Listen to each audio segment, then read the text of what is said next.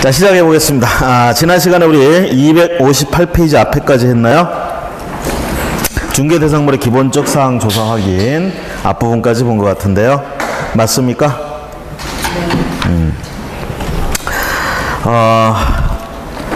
뭐 날씨가 이제 뭐 좋은 거 나쁜 걸 떠나서 날씨가 이제 풀리고 따뜻해지고 하니까 이제 앉아있기 힘들고, 그래서 시간들도 안 되시고 바쁘시고 그래가지고 인강을 듣고 그러시는 분들 계시는데, 하여튼 진도를 안 놓치고 인강을 듣든 뭘 하든 쫓아가는 게 중요합니다. 한 번씩 밀리기 시작하면요, 저도 해본 결과 보니까 한 번 밀리면 계속 밀리더라고요. 밀리다가 나중에는 감당할 수 없는 상황이 오게 되고. 근데 이제 중요한 건 대부분 학원들마다 두 달에 한 번씩 하니까 첫 달 지나고 두 번째 달 좀 이렇게 밀리다가 결국은 포기하고 다음 달에 다시 시작해야지, 이런 식으로 이제 돌더라고요. 그래서 밀리지 않고 쭉 따라가는 게 일단 중요합니다. 자, 258페이지 교재 기본서 먼저 보겠습니다. 2절 중개대상물의 기본적 사항 조사 확인. 자, 이거는 이제 우리가 중개대상물 확인 설명서하고 결부해서 여러분들이 보셔야 될 내용이고요. 여러분들 교재 290페이지 여기 가보시면 그 이후로 중개대상물 확인 설명서들이 쭉 나와 있습니다. 법정 서식으로 4종류가 있다고 말씀드렸죠. 4종류. 주거용, 비주거용, 그리고 토지, 그 다음에 임목, 광업, 그 다음에 공장, 요 3개를 합친 거 해가지고 4개. 그러면서 아마 체크해 드렸을 거예요. 주거용을 기준으로 해서 나머지 3개 없는 거 해가지고 체크 좀 하고 그랬을 겁니다. 그래서 기억은 외우실 건 그걸 기억을 하시고요. 258페이지부터는 그 흐름을 좀 보셔야 됩니다. 토지 그러면, 자, 우리가 소재지 및 지번을 확인하기 위해서는 어떤 공부들, 어떤 서류들, 그리고 어떤 사항을 확인해야 되느냐. 일단 서류를 가지고, 공부를 가지고 보면, 토지 같은 경우에는 토지대장, 임야대장, 그래서 공간정보의 구축 및 관리 등에 관한 법률에 나와 있는 공적장부, 대장이나 지적도, 임야도, 이런 거 가지고 이제 얘기를 하면, 토지는 토지대장, 임야대장을 통해서 우리가 주소를, 소재지, 지번을 확인할 수 있고요. 두 번째 가보시면, 토지 소재지의 경우에는 지번까지 확인을 해야 된다. 지번이 확인이 돼야 우리가 특정됐다, 이렇게 할 수 있겠죠. 여러분들 그 새 주소하고는 구분하셔야 됩니다. 새 주소는 아직 제가 보기에는 권리관계까지 표시하는 걸로 돼 있지는 않아요. 새 도로명 주소인가 그거 무시하고, 여러분들 권리관계에 있어서는 이 지번 이거 나오는 거 이 주소로 해야 됩니다. 자, 오른쪽에 가보시면 동그라미 3번에 등기사항 증명서 표접에 기재된 소재지를 확인하여 대장과 틀릴 경우 토지대장이나 임야대장에 기재된 소재지를 우선하여야 한다 해서 우리가 토지대장이나 임야대장 이런 대장에 나오는 거를 대개 사실관계라고 얘기를 하고요. 사실관계. 그 다음 등기부에 등기사항 증명서, 등기부라는 장부에 나오는 건 대개 권리관계가 우선이다, 이렇게 얘기를 합니다. 자, 여기는 지적제도에 관계된 거고, 여기는 등기 쪽에 관계된 거, 이렇게 되죠. 여기는 사실관계, 이쪽은 권리관계. 주로 표시하는 게 그렇다는 얘기고요.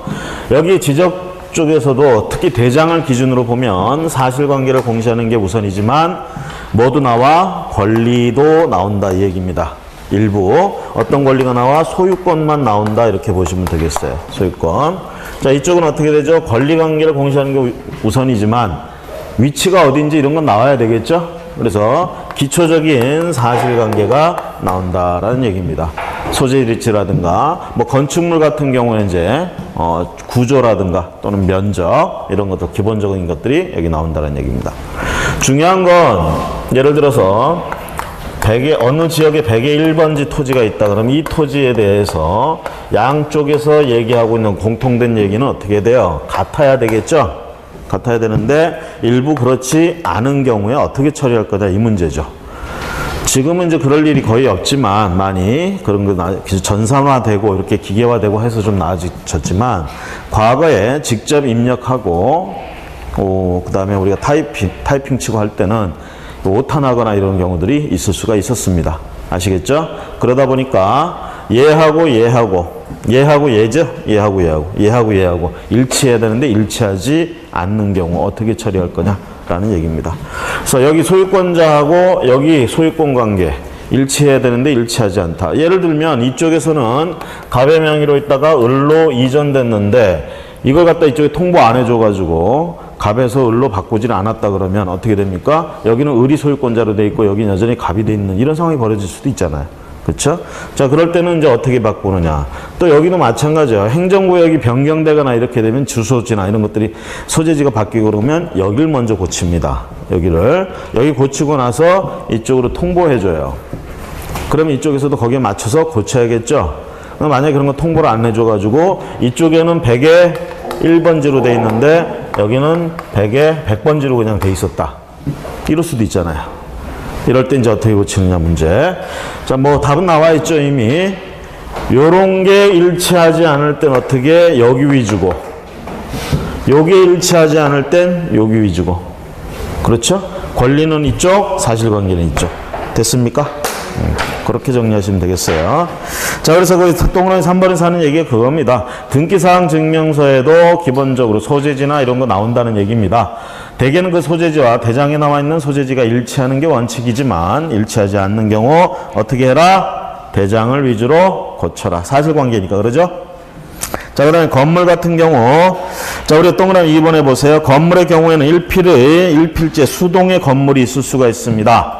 한 필지 토지에 여러 동의 건물이 존재할 수도 있겠죠. 한 필지가 굉장히 크면. 그렇죠? 자, 이럴 경우에는 건물에는 번호가 붙게 되어 있습니다. 1번, 2번, 3번 이렇게. 그러면 그 건물 번호까지 정확히 조사해야 됩니다. 특히 이제 이런 건 어떤 부분에서 이제 중요한 문제가 될 수 있냐면 한 동의 건물이라 하더라도 이제 문제가 되는 거 다가구 주택이나 다세대 연립 주택의 차이점 이런 거 우리가 확인할 수 있죠. 다가구 주택은 어디로 분류가 돼요? 다가구 주택은 자, 단독주택과 공동주택 둘로만 분류한다 그러면 다가구는 어디에 들어가? 단독주택에 들어가. 다세대하고 연립 그리고 아파트는 공동주택으로 분류가 되죠. 자, 그러면 아파트나 이런 데서 101호라고 얘기하는 것과 다가구 주택에서 101호라고 얘기하는 것 의미가 엄청나게 차이가 있죠. 다가구에서 101호, 102호는 의미가 없습니다. 그냥 우리들끼리 독립공간을 구분하기 위해서 생활의 편리상 붙여놓은 번호일 뿐이에요. 아시겠죠? 그걸로 권리관계가 특정되지는 않습니다. 이에 반해서 아파트 연립 다세대에서는 어떻게 돼? 101호, 102호, 103호는 전혀 별개의 물건들로 취급이 되죠. 그렇죠? 그래서 한 필지 토지에서 100의 1번지 위에 원룸 투룸이라고 말하는 이런 게 있다. 흔히들 이렇게들 많이 부르죠. 원룸 투룸. 원룸 투룸이 뭔지는 다 아시죠? 모르시는 것처럼 왠지 또 표정을. 자, 원룸 투룸은 사실 법정 용어는 아닙니다. 대개 이제 100% 그런 건 아니지만 대개 다가구인 경우가 대부분이에요. 다가구. 이게 이제 강남이나 이런 데 가면 원룸 투룸도 어떻게 공동주택, 연립주택처럼 다세대 주택처럼 호수를 다 구분 등기를 해버립니다. 그렇게 해가지고 그거 한 칸, 두 칸을 투자자들한테 팔아요. 그럼 투자자들이 그거 한 칸, 두 칸 가지고 세 나서 월세 받아먹고 산다 이렇게 가는 거예요.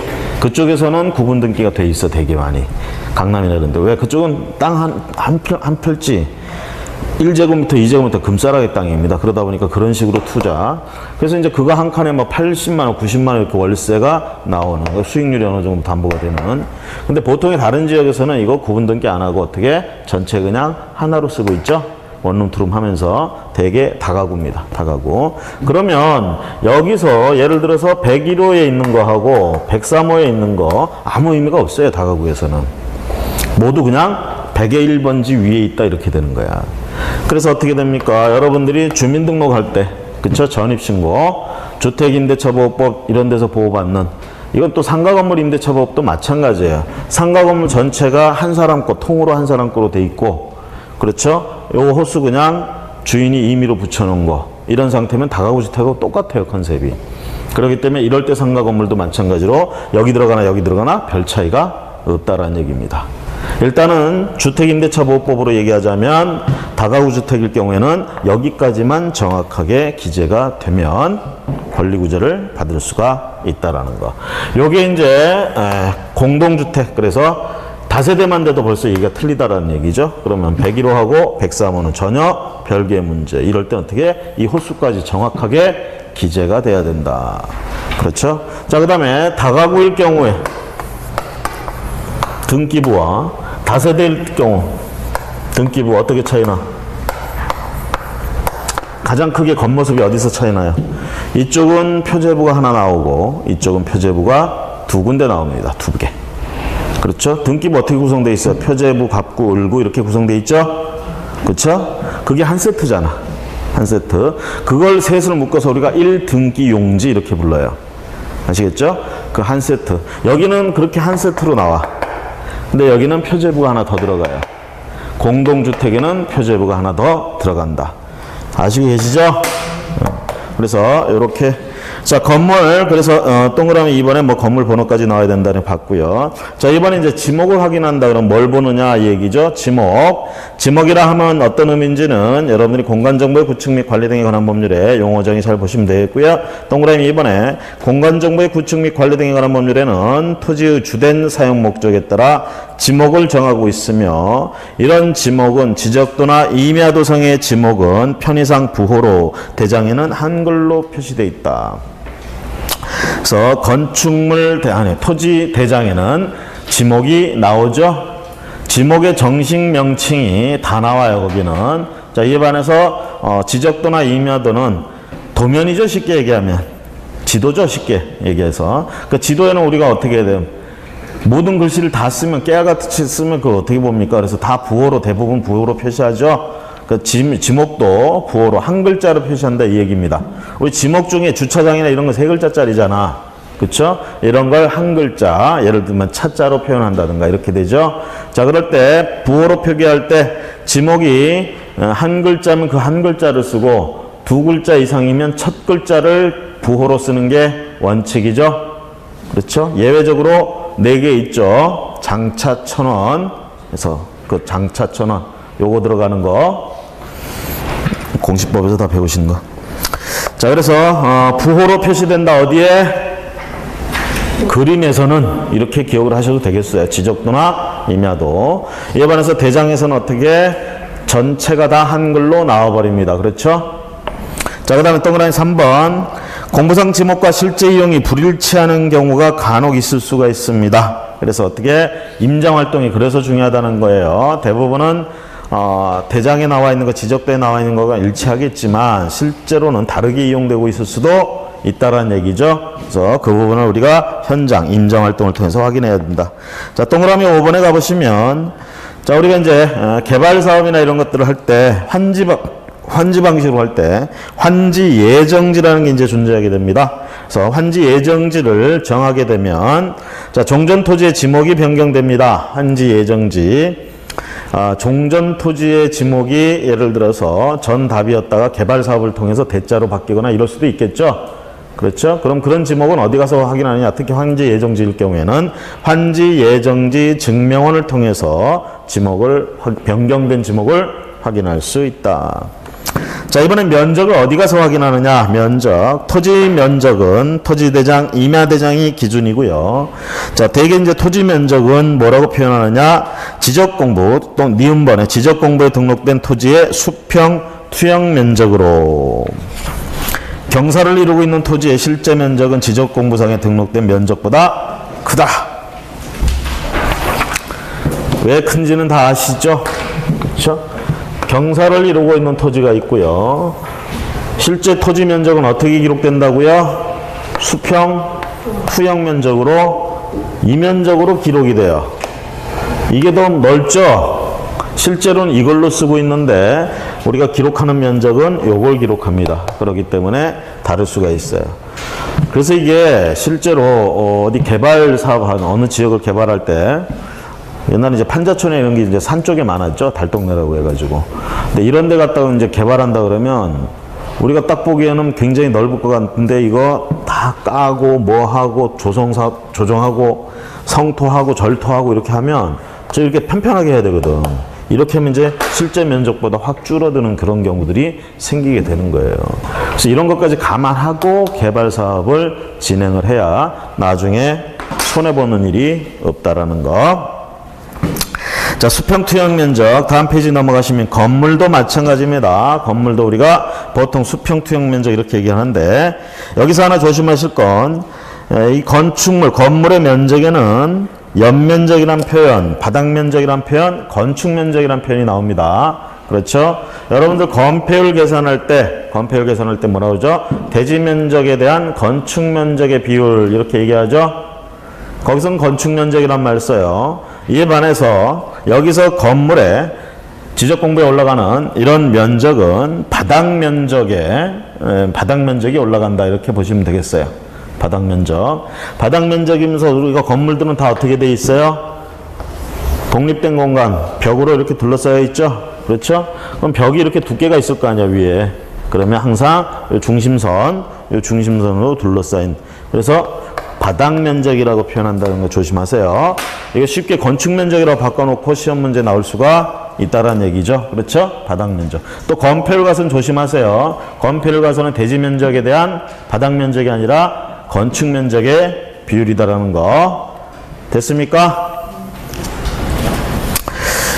자, 그 다음에 면적의 차이가 나는 경우, 여기서 말하는 면적의 차이가 나는 거 기억본에 보시면 등기사항 증명서의 면적과 대장의 면적이 차이가 난다. 어떻게 하면 되겠어요? 면적이라는 건 사실관계에 들어가죠? 사실이란 말이야, 그런 건. 그럼 뭐를 기준으로 고치면 돼? 대장을 기준으로. 자, 그 다음에 니은본에 보시면 개업공증에서는 실측치 않을 경우에는 대장상 기재대로 중개한다는 취지를 확인 설명하여 추후 문제가 생겼을 때 책임을 면할 수 있다. 대개는 대장을 중심으로 이제 이런 공부들을 정리하는데요. 우리가 중개하다가 이런 부분에 부딪힐 수가 있어요. 그렇죠? 중개할 때 우리가 중개 대상물 확인 설명해야 되잖아. 그래서 권리관계나 이런 것들은 등기사항 증명서를 발급받아가지고 설명하고, 그 다음에 이런 사실관계는 대장 같은 걸 발급받아가지고 설명을 하겠죠? 그럼 둘에 나온 면적이 똑같아야 되는데 다른 상황이 생겼다. 당황스럽겠죠, 이럴 때. 그렇죠? 자, 그럴 때는 일단 가장 좋은 건 실측을 해서 그걸로 하는 게 좋지만 그러려면 또 비용이 많이 들어가죠, 또. 그렇죠?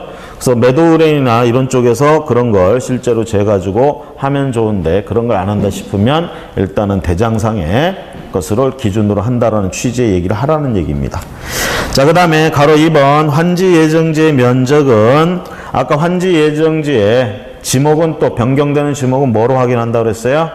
예정 증명원으로 자, 환지 예정지 지정 증명원으로 확인한다고 그랬죠? 마찬가지로 면적도 그걸 통해서 환지 예정지의 면적은 얼마나 되는지 그걸 발급받아서 확인하는 수밖에 없다.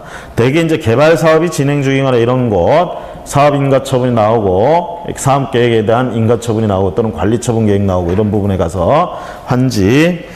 자, 그다음 면적의 단위 가보시면 제곱미터를 쓰고 있고요. 평이나 이런 것들은 그냥 편의상 쓰는 건 좋지만 공식적인 기록, 즉 공적 장부에는 제곱미터를 써야 된다라는 것. 그 다음에 건축물의 용도, 구조, 건축 연도. 자, 용도는 건축물의 주 용도는 건축법상으로 구분되어 있습니다. 현재 야영장까지 포함해서 29가지의 건축물의 용도가 있다라는 얘기예요. 그 중에 1번이 뭡니까? 단독주택, 2번이 공동주택, 3번이 근린생활, 제1종 근린생활, 그 다음에 4번이 제2종 근린생활. 그 이후에 쭉 건물들, 뭐 숙박시설도 나오고 쭉 나옵니다. 자, 그런 용도. 그 용도는 어디서 확인하느냐? 그 건물의 건축물 대장에서 확인할 수 있습니다. 그래서 건축물 대장에 있는 용도가 공부상의 용도라는 점. 자, 그러면서요 2번에 보시면 건축물의 용도는 건축물 대장을 우선적으로 확인하고 현장 확인을 통하여 조사할 필요가 있습니다. 불법적으로 용도 변경이 되어 있는 경우, 그런 경우가 있을 수 있기 때문에 이게 의외로 흔히 이런 일들이 많아요. 그렇기 때문에 여러분들은 주인 말을 듣고 그대로만 하지 말고 어떻게 현장 꼭 나가서 공부상의 용도와 일치하는지 확인을 하고요. 중요한 건 우리가 건축법에서 여러분들 배웠잖아. 용도 변경 같은 거 혹시 하게 되면 어떻게 된다고 그랬어요? 허가받아야 하는 경우 있고 신고하는 경우 있고 기재사항 변경만 하는 경우가 있다고 그랬잖아요. 그렇죠? 기재사항 변경만 하는 정도의 변경 그런 정도는 사실 별 문제가 안 됩니다. 그렇죠? 근데 신고도 마찬가지. 신고만 하면 되는데 그걸 안 하고 있어. 응? 신고 가능한 거라면 그건 나중에라도 신고를 해야 돼요. 그렇죠? 이제 허가 받는 게 이제 문제. 허가 안 나올 수도 있기 때문에 이제 그런 부분을 갖다가 주인하고 얘기가 돼야 되고요. 그런 게 안 돼 있다면 일단은 그것은 불법 건축물이다. 이렇게 보고 나중에 조사나 이런 거 나와서 관청에서 결국 나와가지고 불법 건축물의 시정명령이 나올 수도 있다라는 부분들, 이런 부분을 확인해야 된다. 자, 오른쪽에 구조 가보시면 건축물의 구조는 건축물 대장에 기재되어 있으므로 이를 통해서 확인하면 됩니다. 자, 구조가 건축물 대장과 일치하지 않는다. 그럴 수도 있기 때문에 현장 확인 통해서 확인해야 되고요. 자, 건물의 구조 지붕 형태는 대체로 뭐 다음과 같다. 이건 그냥 참고사항으로 여러분들이 보시면 되겠습니다. 그 다음에 건축 용도는 동그라미 1번의 두 번째 줄 보세요. 우리가 건축물은요, 처음에 건축할 때 일반적으로 어떻게 허가 신청해야 되죠? 그럼 허가 신청하면 며칠 내로 허가가 나오겠죠? 허가 나온 다음에 뭐 해야 돼? 착공 신고하고 착공 들어가야 되겠죠? 그렇게 해서 다 만들어질 때쯤 되면 사용 승인 신청해서 사용해야 되겠죠? 그러면서 뭐 합니까? 준공검사 신청하죠? 크게 보면 건축법상 건축 절차에 4가지 정도가 나옵니다. 그래서 건축 허가일, 그 다음에 착공 신고일, 사용 승인일, 그 다음에 마지막으로 준공검사일 이런 게 나오는데 대개 우리가 건축 연도는 언제를 기준으로 많이 보냐면 사용 승인일을 가지고 많이 봅니다. 그래서 거기 나온 것처럼 사용 승인일자가 대개 건축 연도가 된다라는 것 됐습니까? 자, 그 다음에 경계 가보세요. 경계. 네 번째 줄에 보시면 토지의 소유권 범위는 지적공부상의 경계에 의해서 확정된다. 자, 공간정보의 구축 및 관리 등에 관한 법률에 의할 것 같으면 경계라는 건 뭐라고 정의되느냐라는 얘기죠. 뭐라고 정의돼요? 경계점을 직선으로, 경계점마다 직선으로 연결한 선. 이걸 우리가 뭐라고 불러요? 경계 이렇게 표현합니다. 그렇죠? 결국은 한 필지란 건 어떻게 돼요? 이런 경계로 둘러싸인 토지 이렇게 얘기를 하죠. 그렇죠? 이렇게 정의가 되는 거예요. 그럼 보세요. 현실에서는 우리가 이 토지에 현실에서는 예를 들어서 담벼락이 여기 이렇게 설치돼 있어. 실제로 지적도상의 경계는 그림이 이렇게 그려져. 그러면 경계, 이 토지의 경계를 뭐로 봐야 되느냐? 이걸로 봐야 돼요. 현장에 있는 이걸로 하는 게 아닙니다. 현장에 있는 담벼락이 아니라 지적도에 나와 있는 경계로 한다라는 거. 결국 이건 뭔가 경계 측량이나 이런 것들이 잘못되어 있을 수도 있고 이럴 경우에는 아니면 내가 오해를 하고 이 땅 주인이 오해를 하고 이만큼 경계가 담벼락이 더 나가 있는 경우도 있을 수 있다는 얘기죠. 그렇죠? 그래서 이런 부분에 대해서는 당사자 확인을 통해서 다시 실측을 하거나 해서 들어야 되고요. 어쨌든 간에 경계라 하면 지적도에 그려져 있는 이 선을 우리가 경계라고 얘기합니다. 현장에 있는 담벼락이나 이런 것들, 뚝이나 담벼락 이런 게 경계가 아니라는 거 조심하시기 바랍니다. 그래서 경계, 저 선이라는 거, 선. 자, 그래서 네 번째 줄이고 토지 소유권 범위는 지적공부상의 경계에 의해 확정된다. 그래서 이 담벼락에 의해서 소유권의 범위가 확정되는 게 아니라 지적되어 나와 있는 그림, 그 경계에 의해서. 자, 그 다음에 동그라미 2번. 경계는 도명상의 경계와 실제 경계와 불일치하는 수가 있으므로 지상물의 위치 등을 파악해서 그 일치 여부를 확인할 필요가 있습니다. 각 대상물 확인사항은 대상물별 확인사항은 다음과 같습니다. 동그라미 3번에 보시면 경계 확인 방법. 대지 같은 경우에 대지는 지적도에 의해서 경계를 판단하되 주변의 건물, 도로 등을 기준으로 하여 확인합니다. 주변의 도로나 건물 등을 기준으로 확인을 하지만 이걸 100% 믿으면 안 된다는 얘기예요. 일단은 지적도에 있는 경계가 우선한다라는 것. 자, 임야 같은 경우에는 임야도에 의해서 경계를 파악하고 우리가 되게 이제 능선, 계곡, 도로, 하천 이런 걸 기준으로 확인들을 한다라는 거. 다음 페이지 가시면 농지 같은 경우에 마찬가지로 지적도에 의해서 확인하면서 대개 이제 농지에 뭐가 있어? 논두렁, 밭두렁 이런 게 있죠? 그렇죠? 대개 이제 이런 게 니 거, 내 거 해가지고 많이 구분해 놨습니다. 이런 걸로. 그래서 그런 걸 통해서 일단 기본적인 경계는 확인하는데 항상 100% 일치하는 건 아니라는 걸 항상 조심하셔야겠습니다. 자, 거기 지적 및 경계 관련 판례 이렇게 나오는데요. 자, 거기 동그라미 2번에 공부상 경계와 실제 불일치해서 지적도를 작성함에 있어 기점을 잘못 선택하는 등 기술적인 착오로 인한 말미암아 지적도상의 경계가 진실한 경계선과 다르게 잘못 작성되었다 등의 특별한 사정이 있는 경우에는 그 토지의 경계는 지적도에 의하지 아니하고 실제의 경계에 의해서 확정해야 할 것이다. 자, 일단은 기본적으로 지적도에 나와 있는 경계가 우선하지만 그것을 원칙으로 면적을 정하지만 경계를 정하지만 이게 명확하게 잘못 측정됐다라는 게 명확하다면 일단 어떻게 해야 돼? 현실에 있는 것들을 기준으로 하는 수밖에 없다라는 판례입니다. 그 다음에 동그라미 3번 공부상 경계와 실제 경계 불일치의 경우 거래 대상. 그러면 실제로 거래한 건 공부상의 면적이냐 실제 담벼락으로 둘러싸인 그 부분이냐 경계로 둘러싸인 그 부분이냐. 네 번째 줄에 보시면 지적공부에 기재된 지번, 지적 및 경계에 의해서 소유권의 범위가 확정된 토지를 매매한 것으로 보아야 한다. 일단 그런 것들이 불일치할 경우에는 기준은 항상 뭐다? 지적공부에 나와 있는 것이 기준이다라는 판례가 되겠습니다. 앞에 2번하고 3번하고 약간 틀려요. 2번은 측량 자체가 잘못됐다는 게 확실하다면 그러면 어떻게? 지적도에 있는 거 쓸 수가 없다 이 얘기고 3번은 그런 케이스가 아니라면 불일치할 때 배제관하면 지적도에 있는 걸로 해라. 됐습니까?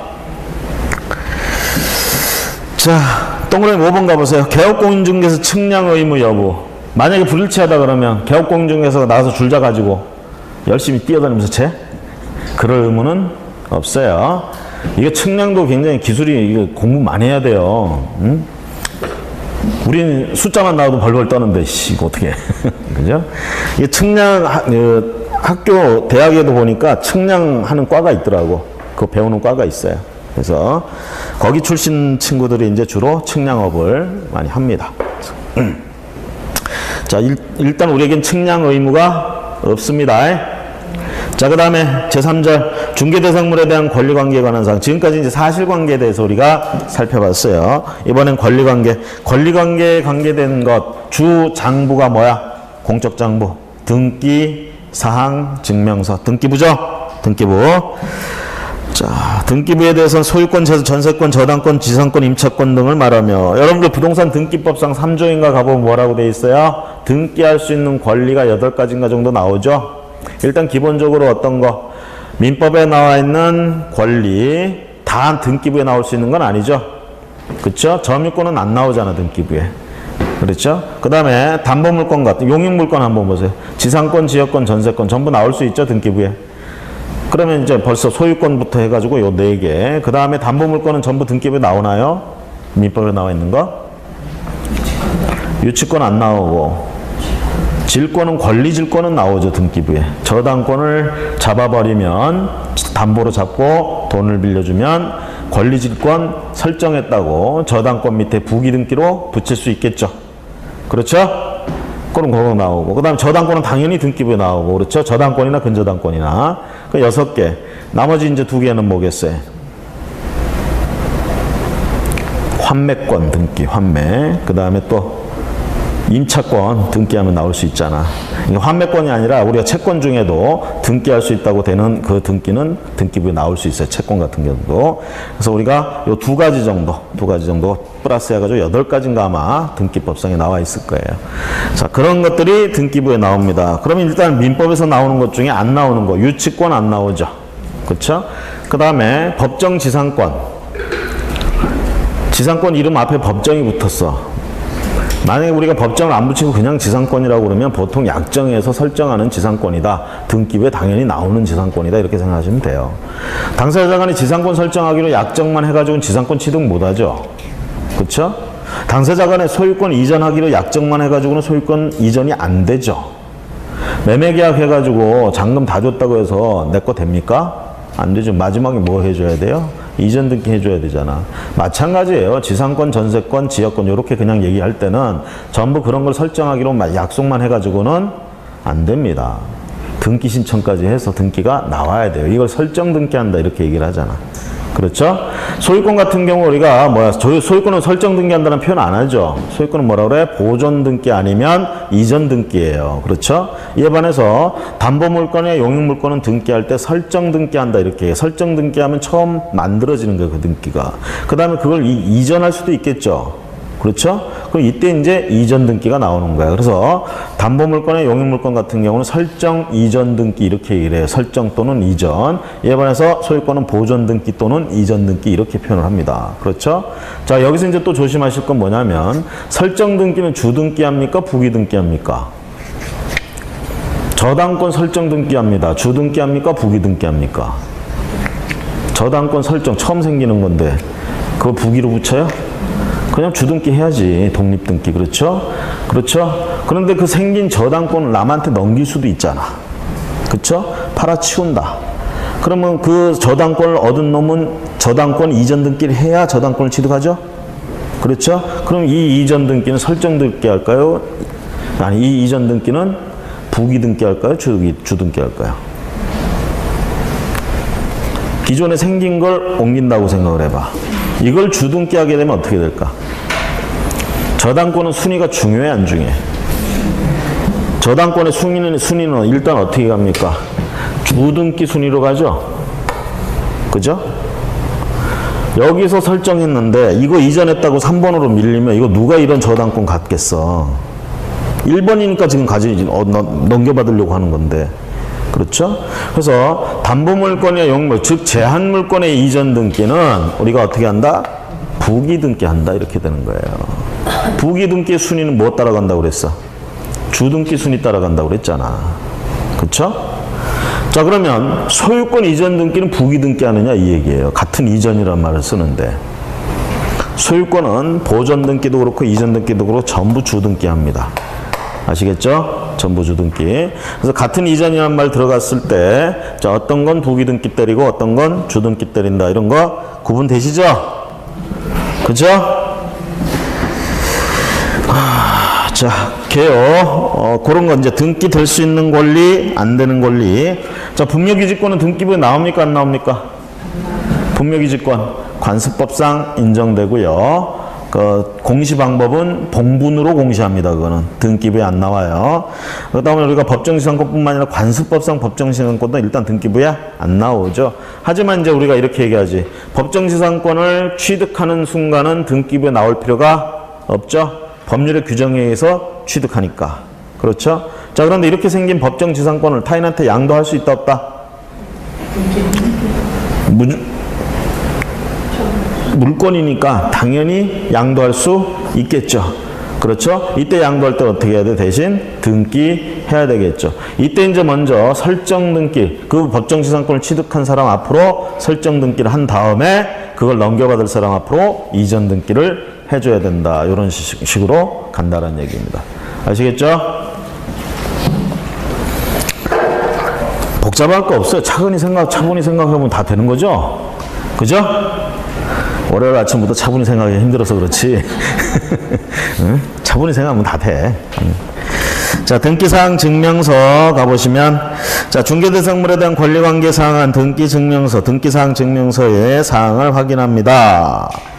건물과 토지 소유권, 소유자의 성명, 주소, 주민등록번호 이런 걸 확인하는데 우리가 등기사항 증명서 이제 되게 우리가 이제 발급받아 보면 주인의 소유권자나 뭐 이런 권리자의 주민번호가 앞번호, 앞에 생년월일 요 정도만 나오고 뒷번호 전부 성별 표시만 돼 있고 XX 이렇게 돼 있는 경우 많아요. 그래서 이런 부분을 등기필증이나 이런 걸 가져오라고 해서 등기필증 누가 가지고 있겠어? 권리자가 가지고 있겠죠? 저당권 같은 것도 등기필증이 있습니다. 아시겠죠? 은행 가서 우리가 담보대출 받았어. 은행에서 저당권 설정했어. 그럼 저당권자라는 그 사항을 증명하는 등기 필증이라는 게 있어요. 그건 은행이 가지고 있지. 자기들이 권리자니까. 자, 소유권에 대한 권리증, 권리필증 당연히 소유자가 가지고 있는 거지. 그러죠? 알겠습니까? 그렇죠? 자, 이런 걸 통해서 우리가 확인할 수 있고요. 그 다음에 등기부는 토지 등기부와 건물 등기부로 나뉘어집니다. 크게 보면 토지 등기부, 건물 등기부. 여기 이제 건물 등기부는 뭐야? 일반 건물 등기부와 집합 건물 등기부 크게 또 이렇게 나누고요.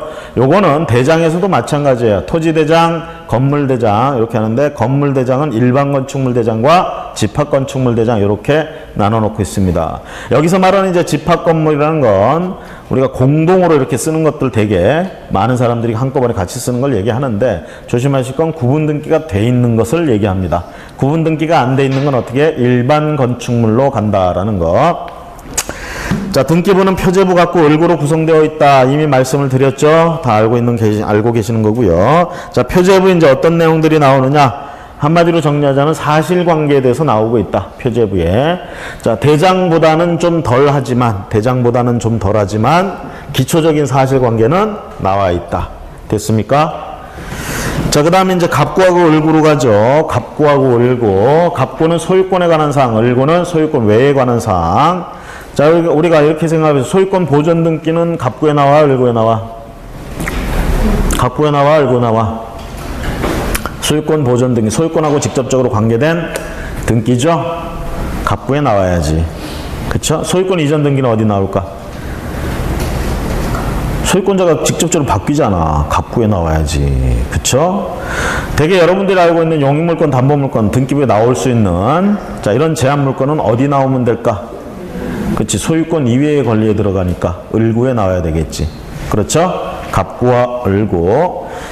자, 그러면 이런 생각 한번 해볼까요? 국세청에 세금이 밀렸어요. 국세청에서 세금 체납자의 부동산을 발견했습니다. 여기다가 꼬리표를 붙여야 됩니다. 등기를 한다 이 얘기예요. 압류 등기를 때립니다. 이 압류 등기는 갑구에 나올까, 을구에 나올까? 뭘 잡는 거야, 이거? 권리로 치면 소유권을 갖다가 압류하는 거예요. 그래도 소유권에다 꼬리표를 붙이는 거기 때문에 갑구에다 등기해야 돼. 압류 등기. 그렇죠? 그렇잖아요. 근데 여러분들이 자, 돈을 그냥 빌려주고 차용증 한 장 딱 받았는데 얘가 돈을 안 갚아. 상환기가 됐는데. 그래서 얘 부동산을 강제로 경매해가지고 돈이라도 받아볼까? 아니면 얘 부동산에다가 꼬리표라도 국가처럼 국세청처럼 뭘 좀 붙여놓고 싶어. 쉽게 얘기하면 가압류 등기를 하고 싶다는 얘기죠. 자, 요거는 갑구에 나올까, 을구에 나올까? 소유권에다 갖다 붙이면 갑구에 나와야 돼요. 그쵸? 소유권을 가압류했다 그러면 갑구에 나와야 돼. 그런데 가압류 대상이 소유권이 아니라 다른 권리다, 제한물권이다 이렇게 되면 을구에 나와야 되겠지. 보통은 다 사람들이 다 소유권을 갖다 잡기 때문에 대부분 가압류 등기도 갑구에 나온다. 아시겠죠? 그 다음에 소유권 이전 청구권 보전 가등기, 쉽게 얘기하면 담보 가등기, 가등기 담보 등에 관한 법률에 따른 담보 가등기가 있고, 소유권 이전 청구권 보전 가등기라고 해가지고 부동산 등기법상 말하는 순수한 의미의 가등기가 있어. 이런 가등기는 어디에 나올까? 갑구일까요, 을구일까요? 소유권 지금 담보 가등기라고 한 거하고 소유권 이전 청구권 보전 가등기라고 한 거 이름을 내가 달리 얘기했지만 등기부상엔 똑같은 이름으로 나와요. 둘 다. 소유권 이전 청구권 보전 가등기로 나와요. 줄여서 소유권 이전 청구권 가등기 이렇게 나와. 똑같이 둘 다. 어디에 나와야 될까? 갑구에 나올까? 을구에 나올까? 그렇지. 소유권 이전 등기 청구권을 보존하는 거잖아. 직접적으로 소유권을 변화시킬 수 있는 그런 등기죠. 갑구에 나와야지. 그쵸? 소유권. 그래서 우리가 이게 의외로 이 소유권 갑구에 나와야 되느냐 을구에 나와야 되느냐 이거를 우리가 그냥 무턱대고 외우려고 하니까 머릿속에 안 남는 거야. 외우려고 하지 마시고 소유권하고 직접적으로 관여가 되는지, 소유권에 직접적으로 스크래치를 가하는지 아닌지 가장 큰 기준은 민법상이 얘기했을 때 소유권과 제한물권 이렇게 구분을 하세요. 소유권에 관계된 직접적으로 이전 등기, 보존 등기 있던 건 갑구에 나오고 제한물권은 전부 을구에 나온다. 아시겠죠? 이외에 압류등기나 가압류등기는 대개 소유권을 잡기 때문에 갑구에 나온다. 그렇죠? 여기 하나 더 들어가 볼까요? 경매 개시결정이 나오게 되면 경매 등기를 해야 되겠죠. 그렇죠? 법원에 내가 경매 개시를 신청했어. 나 지금 돈 받아야 되니까 이 집 강제로 팔아가지고 나 채권 주셔, 돈 주셔. 경매 신청했단 말이야. 그렇죠? 그럼 법원에서 이거 경매할지 말지 결정해야 될 거 아니에요. 그러죠? 그럼 경매 개시 결정이라는 걸 해야 된단 말이야. 이거 보니까 얘 말이 맞아. 그리고 이 재산이 채무자께 맞아. 그럼 경매 시작해줘야 되겠죠? 그럼 경매 개시 결정이라는 걸 합니다. 법원에서. 경매 개시 결정을 하고 그 물건을 경매를 하는데 그냥 하게 되면 이제 어떤 문제가 생기냐면 사람들은 그 물건의 등기부 같은 거 띄워보면 경매 얘기가 안 나와 있으면 이 물건은 그냥 일반적인 물건인 줄 안단 말이야. 그렇죠? 그래서 그걸 사고하는 이런 일들이 벌어지게 된다는 얘기지. 그래서 이런 걸 미연에 방지하려고 어떻게 해야 되겠어? 이 물건 경매한다는 거 알려야 되겠죠? 어디다 알리면 되겠어요? 등기부에다가. 그래서 법원에서 경매 개시 결정하면 등기소에다가, 등기소는 항상 법원의 꼬봉이야. 응? 부하야, 부하. 법원에서 시키면 시키는 대로 하는 거예요. 되게 이제 촉탁 명령합니다. 경매 개시 결정 등기해라. 그렇죠? 그러면 경매 개시 결정 등기해라 그러면 경매 등기할 때 경매 등기에 이름이 있어야 될 거 아니야. 등기 이름이 있잖아. 소유권 이전 등기, 소유권 보존 등기 이름이 있잖아요. 그럼 경매 등기도 이름이 있어. 그냥 경매 등기라고 안 해. 이름이 둘 중에 하나야. 임의경매 아니면 강제경매. 경매 등기의 이름은 이 두 종류입니다. 강제경매란 말 아니면 임의경매. 이게 지금 부동산 경매 가지고 얘기하는 거예요. 자, 그러면 여기서 강제경매란 말하고 임의경매의 차이점은 한마디로 얘기하면 담보물권자가 경매 신청했느냐 아니면 그냥 채권만 딸랑 가진 사람이 경매 신청했느냐 차이야. 보통 이제 차용증만 딸랑 한 장 가지고 있던 사람이 채권만 가지고 있던 사람들이에요. 이런 사람이 경매를 신청해서 시작이 되면 강제경매라고 그래요.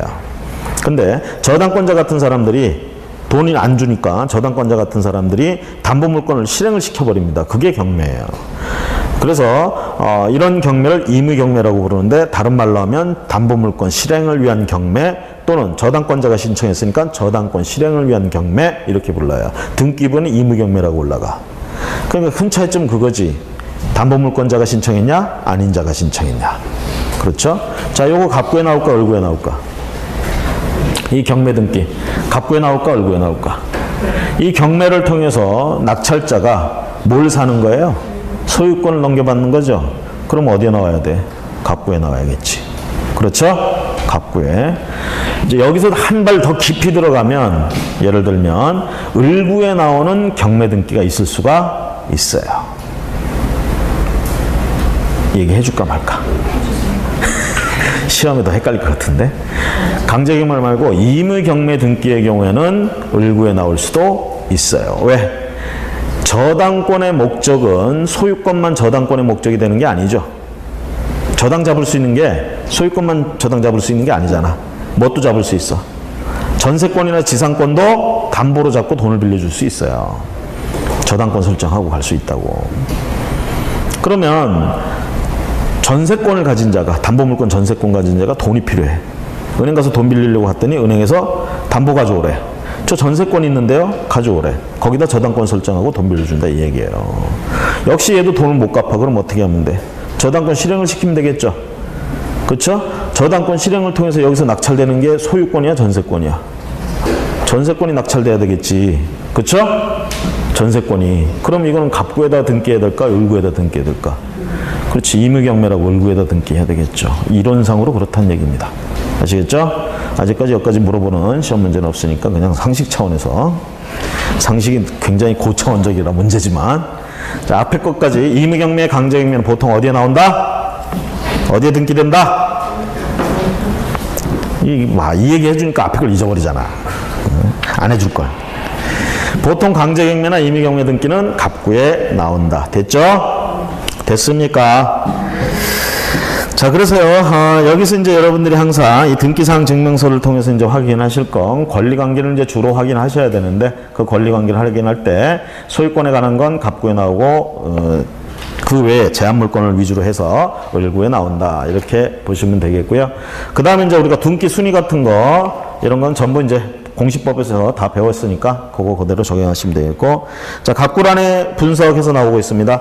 진정한 소유자의 확인. 다음 페이지 가보시면 처분 능력의 확인. 그 다음에 265페이지 대리권 여부 확인, 그 다음에 상속재산 확인, 공동소유재산 확인, 뭐 이딴 말들, 그 다음에 267까지 소유권의 제한 권리 확인, 뭐 이런 것들이 차례대로 이제 나오는데요.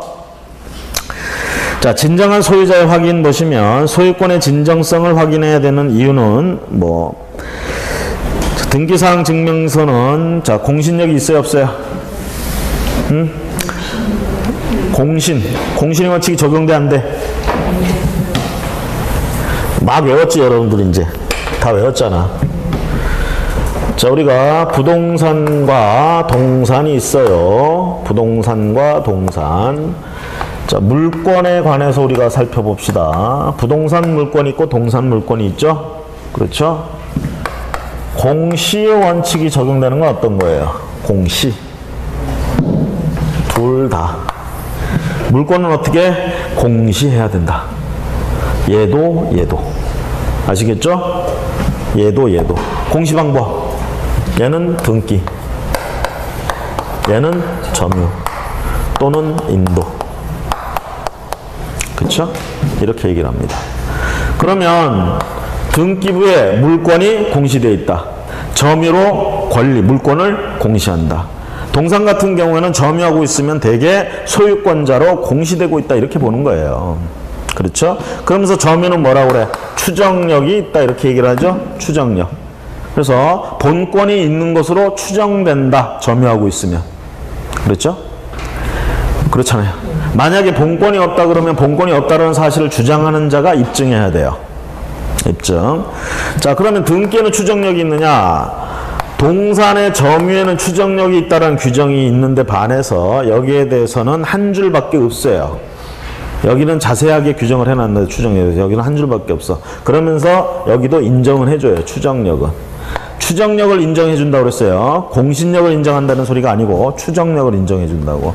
추정이라는 말은 뭡니까? 반대되는 입증이 있으면 한 방에 깨질 수도 있죠. 그렇죠? 반증만 있으면 깨지는 게 추정이잖아. 반증이 있어도 안 깨지는 거 있죠. 간주. 뭐뭐 한 것으로 되게 조문에는 뭐뭐 한 것으로 본다 이렇게 표현되는 게 되게 간주 규정이에요. 간주 규정은 그 실정선고 대표적인 게 실정선고잖아.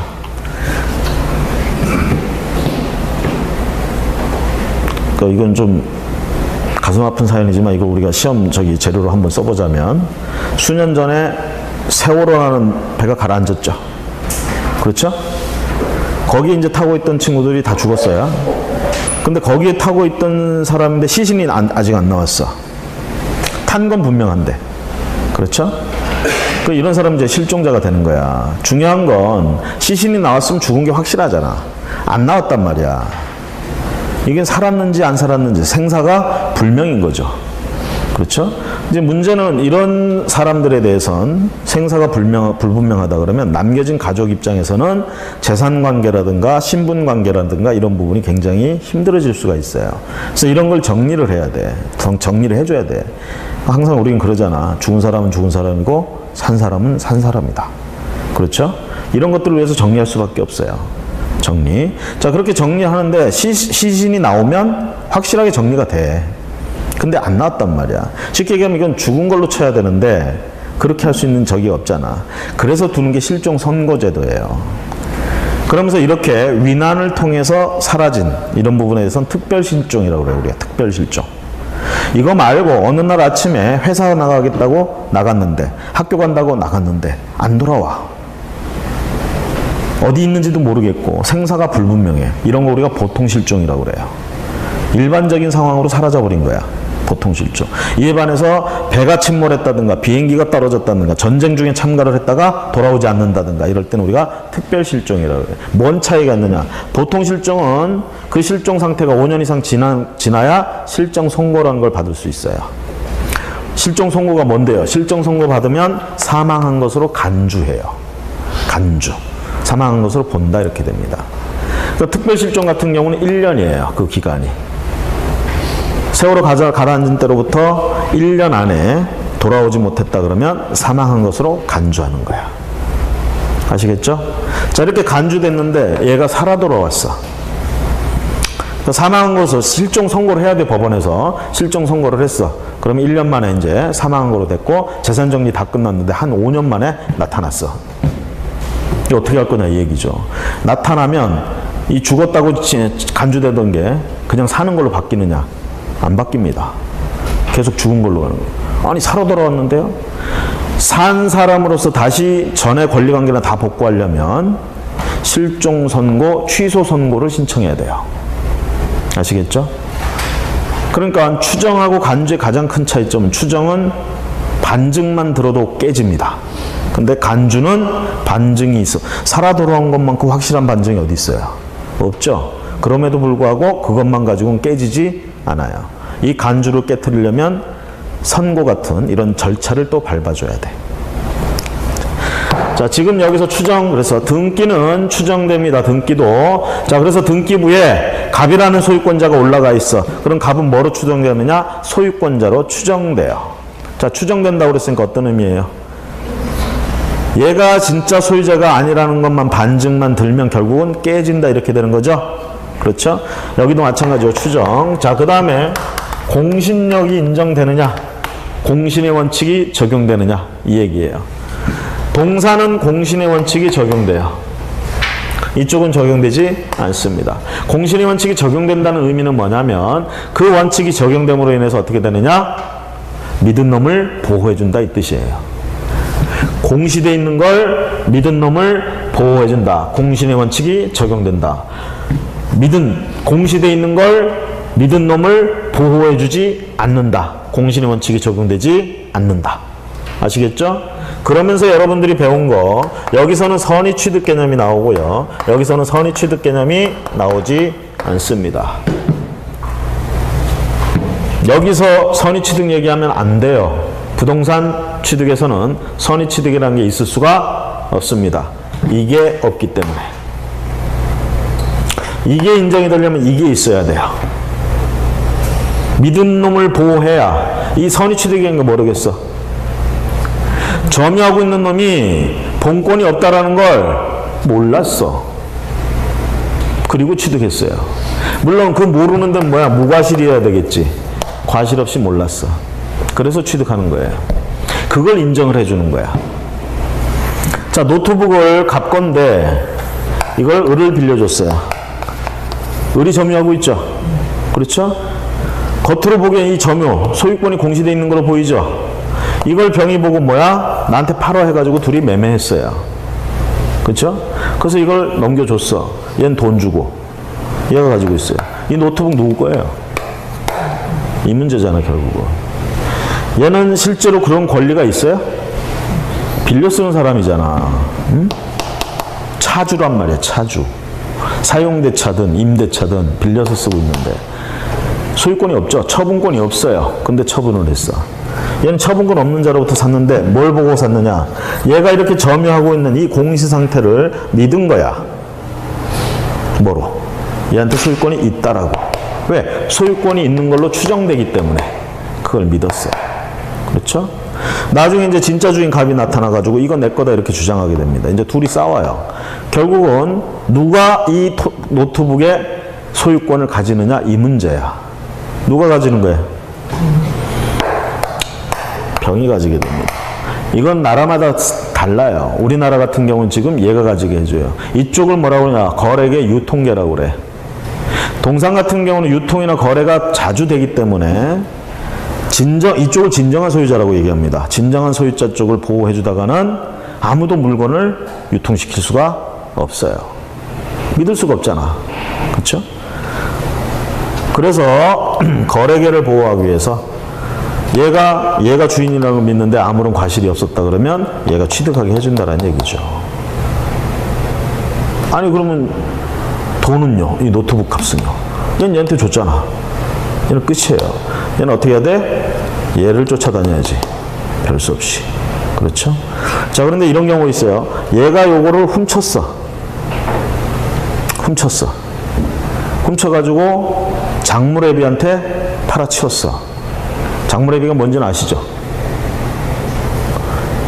장물애비 모르세요? 절도범들이나 이런 사람들이 훔친 물건을 사들이는 사람이야. 우리가 금은방이나 이런 데서 금을 털거나 이렇게 했으면 이 물건 처리하기가 쉽지가 않아요. 아시겠죠? 훔친 놈들은 그게 문제야. 갖다 팔아 치울 데가 없는 거야. 그럼 그런 것만 이게 사주는 걸 우리가 사주건 뭐건 그런 것만 이렇게 해가지고 처리해주는 애들을 장물합이라고 그래요. 더 나쁜 놈이야, 쉽게 얘기하면. 응? 네?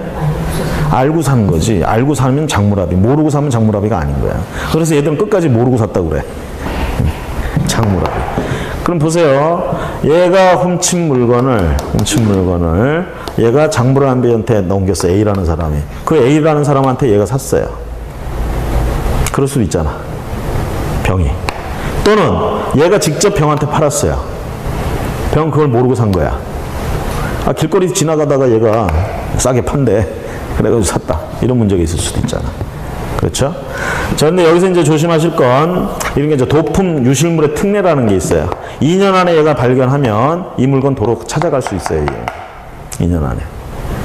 그러니까 이거 샀을 때 도품 유실물 샀다 그러면 이쪽이 타격을 입어요. 조심하셔야 돼요. 대신 이제 이런 장물합이들한테, 얘 이제 용산에다 갖다 팔았겠지. 용산 가게에 가보니까 A라는 가게에 가보니까 이게 있어. 얘가 샀어. 얘가 나중에 진짜 지 물건 찾았어요. 이거 돌려달래. 돌려줘야 돼. 대신 얘는 얘한테 치른 건 영수증이나 이런 게 남아있겠죠. 그 돈은 얘한테 받을 수가 있어요. 그리고 돌려주면 돼. 그런데 그런 게 아니고 얘한테 직접 샀어. 아무것도 없잖아 이거. 그쵸? 달라고 할 수가 없어. 그냥 뺏기는 거야. 이게 도품 유실물. 자, 그래서 이렇게 모르고 치던 걸 선의치르기라고 하는데 이걸 토지라고 한번, 이 노트북은 동산이죠? 이게 토지라고 한번 해봐. 갑의 토지인데 등기사항 증명서, 등기부가 위조됐어. 위조돼가지고 지난번인가 제가 그 얘기 했나요? 사기단, 토지 사기단. 기억나시죠? 이게 사기단이 위조했단 말이야. 지 명의로 바꿔놨어. 얘가 등기부 띄워보니까 얘 이름으로 돼 있는 거야. 주인 맞네. 둘이 매매계약 했어요. 매매계약. 그리고 얘가 얘 앞으로 이전 등기를 해줬겠지. 이게 절묘하면 등기관이 다 속아요. 얘들 이렇게 이전 등기 신청 들어가면 등기관이 속고 이전 등기 등기부에다 딱 써줘. 응?